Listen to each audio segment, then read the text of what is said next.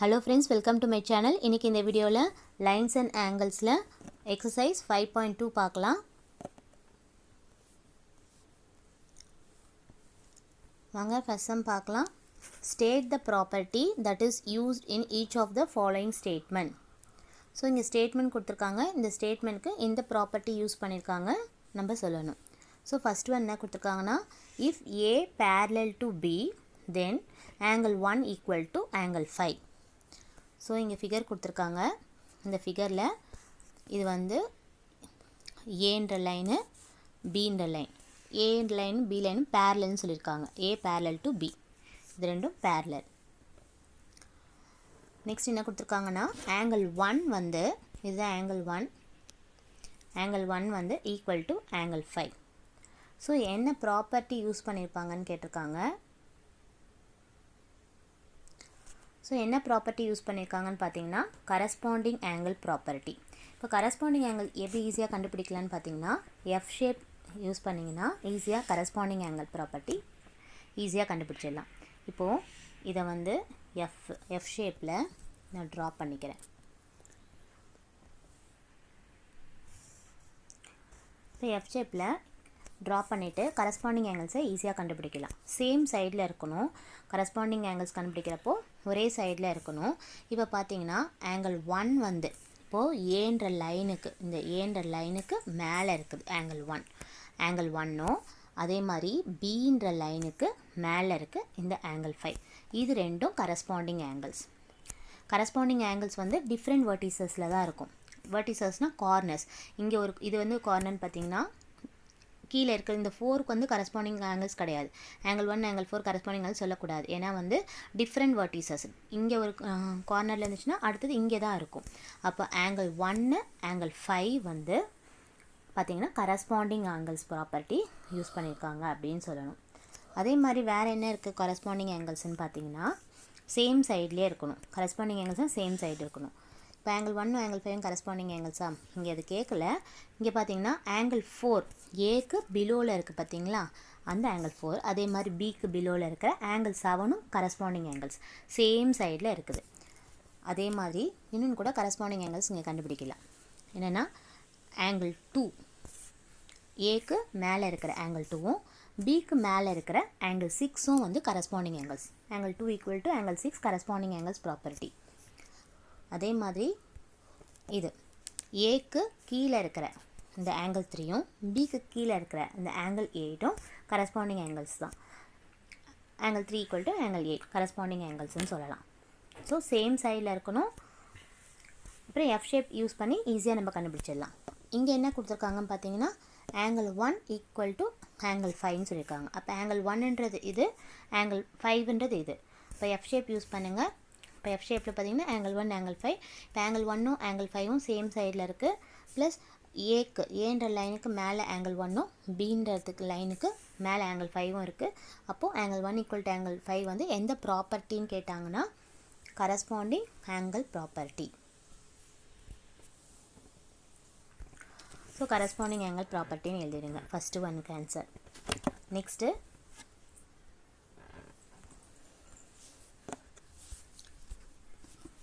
Second one என்ன கேட்டிருக்காங்கன்னு பாருங்கள்.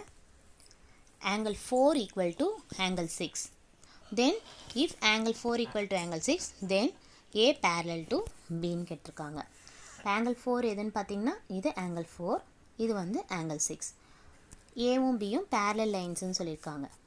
இப்போ ஆங்கிள் 4 ஈக்குவல் டு ஆங்கிள் 6ன்னு இருக்குது. அப்போ இது என்ன ப்ராப்பர்ட்டி யூஸ் பண்ணியிருப்பாங்கன்னு பார்த்தீங்கன்னா இது ரெண்டுமே பார்த்தீங்கன்னா இன்டீரியர். ரெண்டு ஆங்கிள்ஸ் பார்த்தீங்கன்னா இன்டீரியர் ஆங்கிள். இன்டீரியர்னால் இந்த ரெண்டு பேரலல் லைன்ஸ்குள்ளே இருக்குது. இந்த ரெண்டு ஆங்கிளும் பேரலல் லைன்ஸ்குள்ளே இருக்குது. அப்போது இது வந்து interior angle. Plus interior angle அதுக்கப்புறம் பார்த்தீங்கன்னா ஆல்டர்னேட்னால் இந்த மாதிரி க்ராஸ். இப்போ 4 இந்த மாதிரி க்ராஸ். அதே மாதிரி இது இப்போ 3ம் 5ம் ஆல்டர்னேட் இன்டீரியர் ஆங்கிள்ஸ். அதே மாதிரி 4ம் 6ம் வந்து ஆல்டர்னேட் இன்டீரியர் ஆங்கிள். அப்போ என்ன ப்ராப்பர்ட்டி யூஸ் பண்ணியிருக்காங்கன்னு பார்த்தீங்கன்னா ஆங்கிள் 4ம் ஆங்கிள் 6ம் alternate interior angle property. So angle 4 equal to angle 6ன்னு கொடுத்துருக்காங்க. இப்போ என்ன ப்ராப்பர்ட்டி யூஸ் பண்ணியிருக்காங்கன்னா alternate interior angle property use பண்ணியிருக்காங்க. வாங்க தேர்டு பார்க்கலாம். angle 4 plus angle 5 equal to 180 degree. Then A parallel to B ன்னு கொடுத்துருக்காங்க. angle 4ன்றது இது, angle 5ன்றது இது. இப்போ இந்த angle 4யும் angle 5யும் ஆட் பண்ணிங்கன்னா 180 டிகிரியா. தென் A வந்து parallel to B அப்படின்னு சொல்லியிருக்காங்க. ஸோ இது என்ன ப்ராப்பர்ட்டி அப்படின்னு பார்த்தீங்கன்னா, இன்டீரியர் ஆங்கிள்ஸ் இது ரெண்டுமே இன்டீரியர் ஆங்கிள்ஸ். அதே மாதிரி 180 டிகிரி இது ரெண்டும் ஆட் பண்ணால் 180 டிகிரின்னு சொன்னதுனால on the same side of transversal are supplementary இது ஒரு ப்ராப்பர்ட்டி இருக்குது. என்னென்னா interior angles on the same side of transversal are supplementary. இது எப்படி ப்ரூவ் பண்ணலான்னு பாருங்கள். இப்போது இங்கே வந்து ஆங்கிள் 4ம் ஆங்கிள் 5ம் இதுவும் தான் கொடுத்துருக்காங்க. இது என்னன்னு கேட்டிருக்காங்க. ஃபஸ்ட்டு இந்த ஆங்கிள் 4ம் இந்த ஆங்கிள் 3யும் இது ரெண்டுமே சேர்த்திங்கன்னா 180 டிகிரி வரும். இந்த ஆங்கிள் 4 ப்ளஸ் ஆங்கிள் 3 இது எப்படி எழுதலான்னு பார்த்தீங்கன்னா, angle 4 plus angle 3 equal to 180 degree. அது என்ன பார்த்தீங்கன்னா லீனியர் பேர். லீனியர் பேர்னால் ரெண்டுமே சேர்ந்ததுன்னா 180 டிகிரி வரணும். அதான் லீனியர் பேர். இப்போ ஆங்கிள் 4ம் ஆங்கிள் 3யும் 180 டிகிரி லீனியர் பேர் யூஸ் பண்ணிங்கன்னா உங்களுக்கு வரும். நெக்ஸ்ட் என்ன பார்த்தீங்கன்னா, இந்த ஆல்டர்னேட் இன்டீரியர் ஆங்கிள்ஸ் பிரகாரம் ஆங்கிள் 3 ஈக்குவல் டு ஆங்கிள் 5ன்னு சொல்லலாம். ஆல்டர்னேட் இன்டீரியர் ஆங்கிள்ஸ் பிரகாரம் ஆங்கிள் 3 ஈக்குவல் டு ஆங்கிள் 5. இப்போ நம்ம என்ன பண்ணுறோன்னா, இந்த ஆங்கிள் 3 இருக்குது பார்த்தீங்களா, அந்த இடத்துல ஆங்கிள் 5ஐ சப்ஸ்டியூட் பண்ணலாம். அப்போ ஆங்கிள் 4 ப்ளஸ் ஆங்கிள் 3 இருக்க இடத்துல இந்த ஆங்கிள் 5ஐ சப்ஸ்டியூட் பண்ணுறோம், which is equal to 180 degree. இந்த 3க்கு பதில் இந்த ஆங்கிள் 5ஐ சப்ஸ்டியூட் பண்ணுறோம். அப்போ ஆங்கிள் 4 அப்படியே இருக்கும். இந்த ஆங்கிள் 5 ஈக்குவல் டு 180 டிகிரி. இப்போ angle 4 plus angle 5 equal to 180 degree. அங்கே கொடுத்தது அதுதான். என்ன கொடுத்துருக்காங்கன்னு பாருங்கள். Angle 4 plus angle 5 equal to 180 degree. Then A parallel to Bன்னு சொல்லியிருக்காங்க. இது என்னென்னா ட்ரான்ஸ்வர்சல்னால் ரெண்டு பேரலல் லைன்ஸுக்கு நடுவில் இந்த மாதிரி ஒரு நடுவில் ஒரு லைன் வந்துச்சுன்னா அது வந்து ட்ரான்ஸ்வர்சல் லைனுன்னு சொல்லுவோம். அப்போது 4ம் 5ம் இன்டீரியர் ஆங்கிள்ஸு. இப்போ 4ம் 5ம் ஆட் பண்ணிங்கன்னா 180 டிகிரி வருதுன்னா என்ன ப்ராப்பர்ட்டி யூஸ் பண்ணியிருக்காங்க அப்படின்னா, interior angles on the same side of transversal. ரெண்டுமே சேம் சைடு தான், சரிங்களா. 4ம் 5 same side of transversal are supplementary. ட்ரான்ஸ்வர்சல்ன்றது இதுதான், அந்த குறுக்கே வரக்கூட தான் நம்ம ட்ரான்ஸ்வர்சல்னு சொல்லுவோம். ஸோ அந்த ப்ராப்பர்ட்டி யூஸ் பண்ணியிருக்காங்க. Interior angles on the same side of transversal or supplementary. வாங்க next sum பார்க்கலாம்.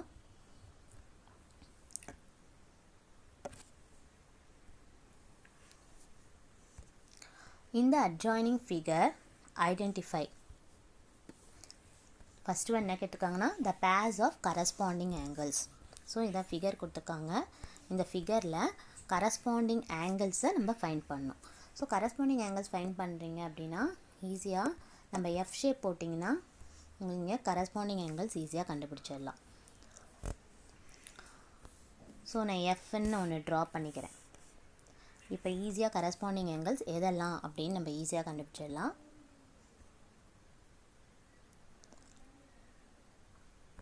ஓகே, இப்போது ஏன்னு இருக்குது பார்த்தீங்களா, இந்த ஏன்ற லைனுக்கு மேலே இருக்கிற ஆங்கிள் 1ம் பீன்ற லைன் இருக்குது பார்த்தீங்களா, அதுக்கு மேலே இருக்கிற இந்த ஆங்கிள் 5ம் corresponding angles. First one angle 1 and angle 5 are corresponding angles. Next வேறு என்னென்னு சேம் சைடாகவும் இருக்கணும். கரஸ்பாண்டிங் ஆங்கிள்ஸ்னால் அது எந்த சைடு, இப்போ இந்த சைடு எடுத்திங்கன்னா சேம் சைடாக இருக்கணும். எஃப்ன்ற ஷேப் வரைஞ்சிட்டு சேம் சைடில் இருக்கணும்.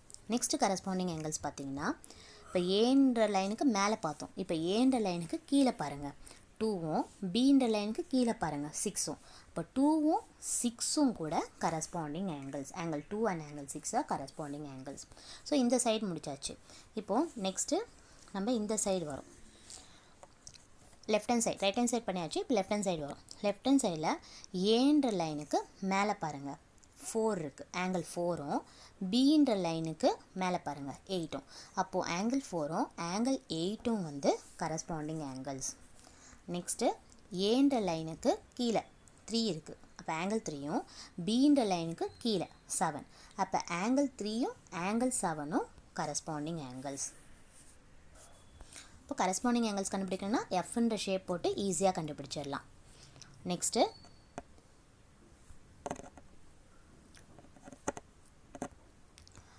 the pairs of alternate interior angles.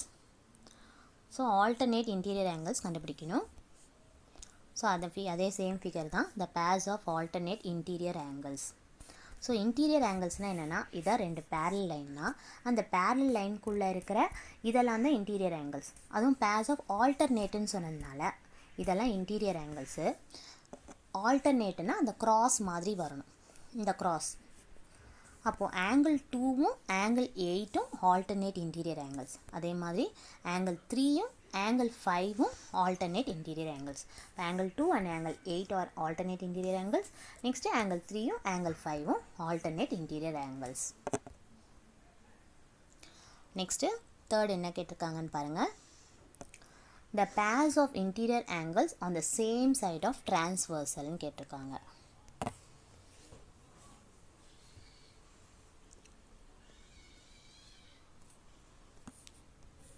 So third one. So இந்த ஃபிகர் எடுத்துக்கோங்க. The pairs of interior angles on the same side of transversal. Transversalன்ற லைன் வந்து எதுன்னு பார்த்தீங்கன்னா இதுதான் அந்த 2 parallel லைனுக்கு நடுவில் வருது பார்த்தீங்களா, இந்த லைன் இதுதான் transversalன்னு சொல்லுவோம்.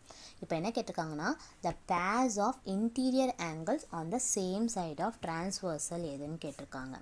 அப்போது interior anglesன்னு பார்த்தீங்கன்னா 2வும் ஆங்கிள் 2வும் அதுவும் சேம் சைடுன்னு சொல்லியிருக்காங்க.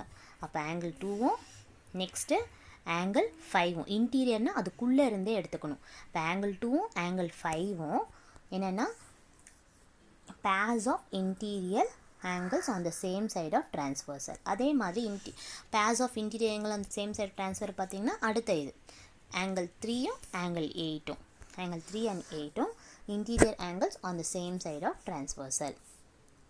வாங்க நெக்ஸ்ட் பார்க்கலாம். Fourth one the vertically opposite angles are. So vertically opposite angles ரொம்ப ஈஸியாக கண்டுபிடிச்சிடலாம். என்னென்னா இங்கே பாருங்கள் vertically opposite angles எதுன்னா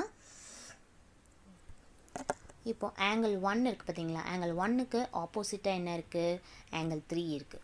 அப்போ ஏன்ற லைன் ஃபஸ்ட்டு ஏன்ற அந்த லைனில் ஆங்கிள் 1ம் ஆங்கிள் 3யும் vertically opposite angles. நெக்ஸ்ட்டு ஏன்ற லைன்லேயே ஆங்கிள் 2வும் ஆங்கிள் 4ம் பார்த்தீங்கன்னா vertically opposite angles. நெக்ஸ்ட்டு பீன்ற லைன் எடுத்துக்கிட்டிங்க வச்சுக்கோங்க, அதுலேயும் இருக்குது. அதில் பார்த்தீங்கன்னா ஆங்கிள் 6ம் ஆங்கிள் 8ம் vertically opposite angles. Next angle 5ம் ஆங்கிள் 7ம் vertically opposite angles. ஸோ இதெல்லாம் vertically opposite angles-ன்னு பார்த்தோம். ஆங்கிள் 1ம் ஆங்கிள் 3யும் இதுவும் vertically opposite angles. Next angle 2ம் ஆங்கிள் 4ம் இதுவும் vertically opposite angles-ன்னு பார்த்தோம். நெக்ஸ்ட்டு ஆங்கிள் 5ம் ஆங்கிள் 7ம் vertically opposite angles. Next angle 6ம் ஆங்கிள் 8ம் 6 and 8ம் vertically opposite angles. வாங்க நெக்ஸ்ட் சம் பார்க்கலாம். Third sum, in the adjoining figure P parallel to Q. இதான் P என்ற லைன் வந்து Q. P is parallel to Qன்றது இது ரெண்டும். Find the unknown angles. நம்ம unknown angles கண்டுபிடிக்கணும். ஸோ இங்கே given பார்த்தீங்கன்னா 125 degree given. ஸோ ஃபஸ்ட்டு என்ன பண்ணலான்னா இந்த லைன் எடுத்துக்கோங்க, லைன் P எடுத்துக்கோங்க. ஸோ இந்த லைன் Pயை எடுத்துக்கோங்க. இந்த லைன் P எடுத்துக்கிட்டிங்கன்னா இங்கே இருக்கிற இந்த 125 டிகிரி நெக்ஸ்ட்டு இந்த இந்த ரெண்டுமே அப்படியே நம்ம ஜாயின் பண்ணோம்னா என்னென்னா லீனியர் பேர் மூலயமா இது ரெண்டுத்தையும் இது பண்ணிங்கன்னா 180 டிகிரின்னு சொல்லலாம். ஃபார் லைன் P இந்த 125 டிகிரியும் ப்ளஸ் ஈயும் ஈக்குவல் டு 180 டிகிரி. லீனியர் பேர்னால் இது ரெண்டுமே சேர்ந்து 180 டிகிரி ஃபார்ம் ஆகும். லீனியர் பேர் மூலயமா நம்ம எழுதலாம். அப்போ லீனியர் பேர்னு எழுதிக்கோங்க. இப்போ ஈயோட வேல்யூ கண்டுபிடிச்சிடலாம் இதை யூஸ் பண்ணி. இப்போது ஈ மட்டும் இந்த சைடு வச்சுக்கோங்க. இப்போ 180 டிகிரி அப்படியே இருக்கும். இந்த 125 டிகிரி இந்த சைடு போச்சுன்னா -125 டிகிரி ஆகும். இப்போ 180ல் 125 நம்ம சப்ராக்ட் பண்ணுறோம். சப்ராக்ட் பண்ணிங்கன்னா 55 டிகிரின்னு வரும். அப்போ ஈயோட வேல்யூ பார்த்திங்கன்னா 55 டிகிரின்னு வரும். ஸோ நம்ம ஈயோட வேல்யூ எழுதிக்கலாம். இங்கே 55 டிகிரி. இப்போ இ வேல்யூ கண்டுபிடிச்சாச்சு 55 டிகிரின்னு. நெக்ஸ்ட்டு இப்போ வெர்டிக்கலி ஆப்போசிட் ஆங்கிள்ஸ் அதை யூஸ் பண்ணி எஃபோட வேல்யூ கண்டுபிடிச்சிடலாம். இப்போ இ வந்து 55 டிகிரினா எஃப் என்ன ஆகும்? இதுவும் வெர்டிக்கலி ஆப்போசிட் ஆங்கிள்ஸ். அப்போ இ 55 டிகிரினா எஃப்பும் 55 டிகிரி. எதை யூஸ் பண்ணோன்னு பார்த்தீங்கன்னா வெர்டிக்கலி ஆப்போசிட் ஆங்கிள்ஸ். அதை யூஸ் பண்ணோம்னா எஃப் வந்து 55 டிகிரி கண்டுபிடிச்சிடலாம். இப்போ எஃபோட வேல்யூ 55, இ கண்டுபிடிச்சாச்சு, எஃப் வந்து 55 டிகிரி கண்டுபிடிச்சாச்சு by using vertically opposite angles.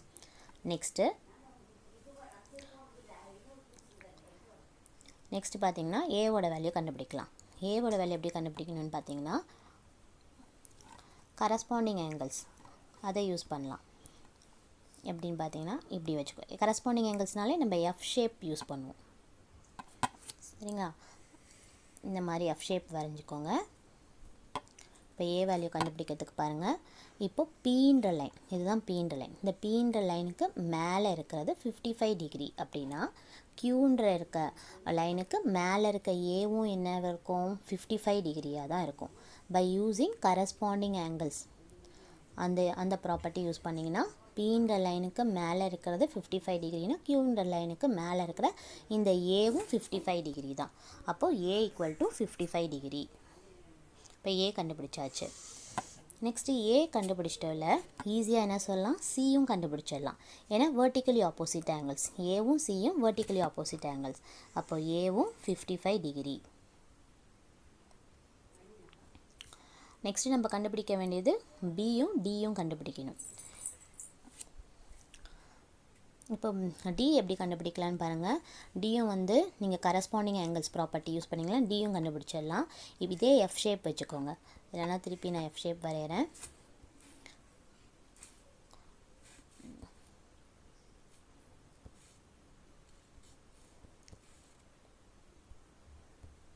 இப்போ ஒரு எஃப் ஷேப் வரைஞ்சிக்கோங்க. கரஸ்பாண்டிங் ஆங்கிள்ஸ் ப்ராப்பர்ட்டி யூஸ் பண்ணி டி வேல்யூ கண்டுபிடிக்கலாம். இப்போ கரஸ்பாண்டிங் ஆங்கிள்ஸ்னால் சேம் சைடே இருக்கணும்னு சொல்லியிருந்தேன். அப்போது பீன்ற லைனுக்கு மேலே இருக்கிற இந்த 125 டிகிரி, சரிங்களா? இது வந்து கரஸ்பாண்டிங் ஆங்கிள். கரஸ்பாண்டிங் டு எதுக்குன்னு பார்த்தீங்கன்னா க்யூவில் இருக்கிறது பார்த்தீங்களா, அந்த லைனுக்கு மேலே இருக்கிற டிக்கு equal 125 degree which is equal to D.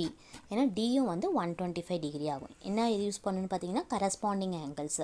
அது பிரகாரம் இப்போ இது 125 டிகிரினா டியும் என்னவாக இருக்கும்? 125 degree. So corresponding angles use பண்ணி டி வேல்யூயும் கண்டுபிடிச்சாச்சு. இப்போது பார்த்தீங்கன்னா நெக்ஸ்ட்டு பியோட வேல்யூ ஈஸியாக கண்டுபிடிக்கலாம்.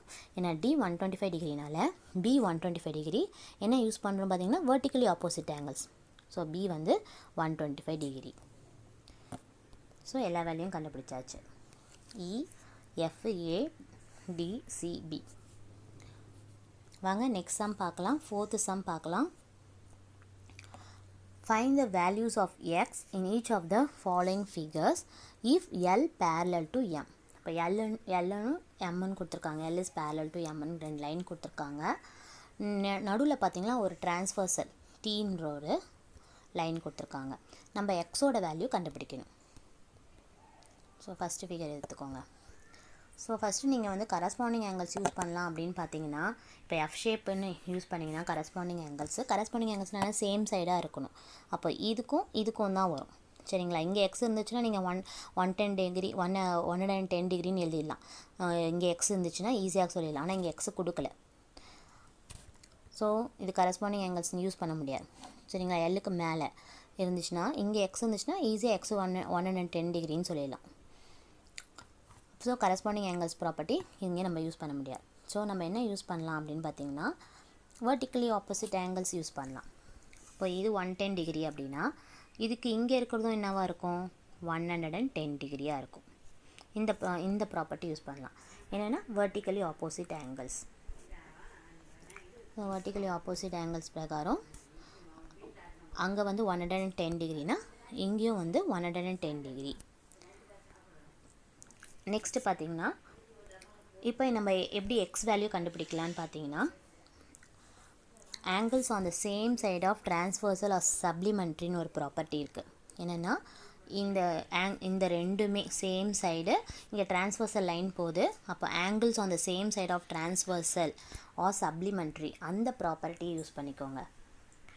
Angles on the same side of the transversal or supplementary.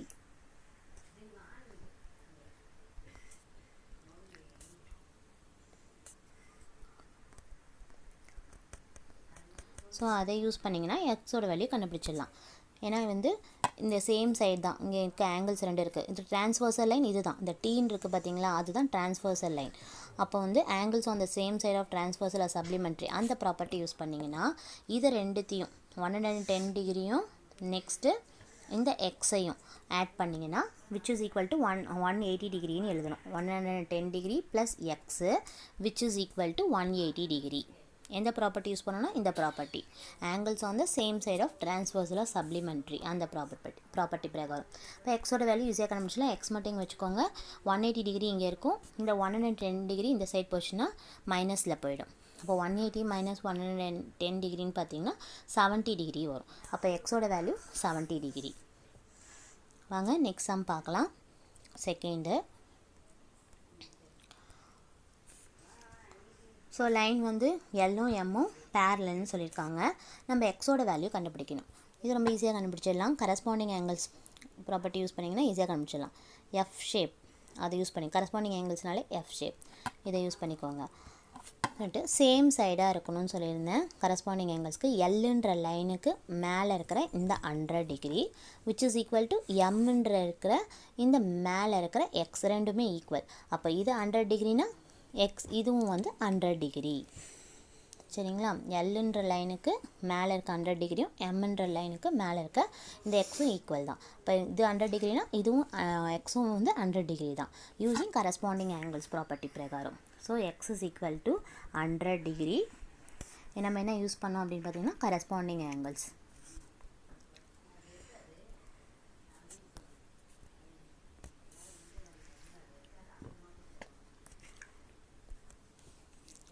வாங்க நெக்ஸ்ட் சம் பார்க்கலாம்.